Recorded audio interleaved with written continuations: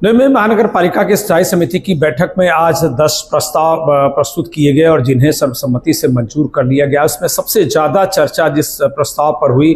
वो कंडोमिनियम के अंतर्गत जो विकास काम अभी तक लंबित पड़े हैं और जिनमें पानी का कनेक्शन और दूसरी सुविधाएं देने के लिए कंडोमिनियम के अंतर्गत नागरिकों से जो हमी पत्र लिया जा रहा था, यानी एक गारंटी पत्र लिया जा रहा था, उसे महानगर पालिका ने पिछली महासभा में ऑलरेडी रद्द कर दिया था, स्थगित कर दिया था। ऐसा करने से रोक लगा दी थी। इसके बावजूद महानगर पालिका द्वारा कई ठिकानों पर ऐसे हमी पत्र लिए जाने के खिलाफ आज स्टैंडिंग कमेटी में चर्चा हुई और जिसे सदस्य और स्थायी समिति के सभापति अशोक पाटिल ने इसे स्थगित करते हुए कहा कि जो महासभा ने निर्णय लिया है उसी के अनुसार कंडोमिनियम के अंतर्गत विकास कार्य होने चाहिए, क्योंकि वहां भी सामान्य लोग रहते हैं, मजदूर कामगार वर्ग के लोग रहते हैं। वहां भी नई मुंबई के दूसरे इलाकों की तरह नागरिक सुविधाएं और वहां का विकास का लाभ जो है उन्हें मिलना चाहिए। दूसरा जो बड़ा प्रस्ताव था वो था विद्यालयों में सुविधा उपलब्ध कराने को लेकर, और ऐसे तमाम नागरिक विकास के कार्यों का प्रस्ताव जो है आज प्रस्तुत किया गया। एक सबसे बड़ी बात यह रही कि जो प्रशासक राज के दौरान जो कई ऐसे विकास कार्य हुए हैं, अलग अलग सेगमेंट में काम हुए, लेकिन उसके लिए जो बजट का जो प्रावधान किया गया था उस पर्टिकुलर हेड में नहीं समन्वित किया गया था। इसलिए आज सभागृह नेता और सदस्य सागर नाइक ने इसको फाइनेंशियल रीअप्रोप्रिएशन के लिए एक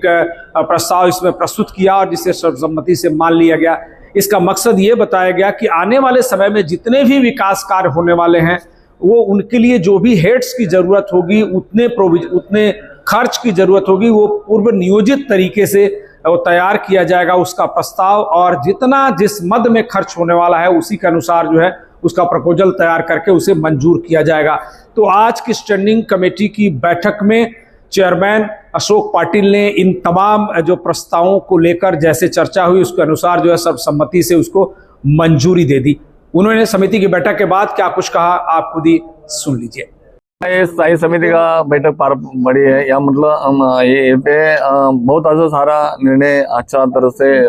ले लिया है। इसमें प्रयोगशाला, अपना स्कूल में प्रयोगशाला जो विद्यार्थियों के लिए अच्छा मतलब उस जो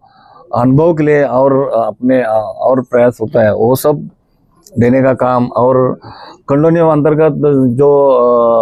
अपना LIG MIG लोग रहते हैं उसमें उनका पगार भी कम रहता है और वो लोगों के लिए न्याय देने के लिए ये अपन प्रस्ताव मंजूर किए हैं। बहुत सारा निर्णय अच्छा तरह से स्थायी समिति में लिया जाता है और ये नागरिकों के लिए लिया जाता है।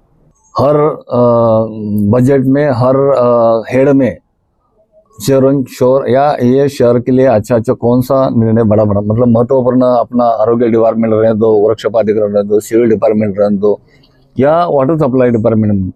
इसमें जितना पैसा खर्चा होता है वो हिसाब से उसका पूरा नियोजन किया जाता है। और ये नियोजन करने के लिए आज का प्रस्ताव में हर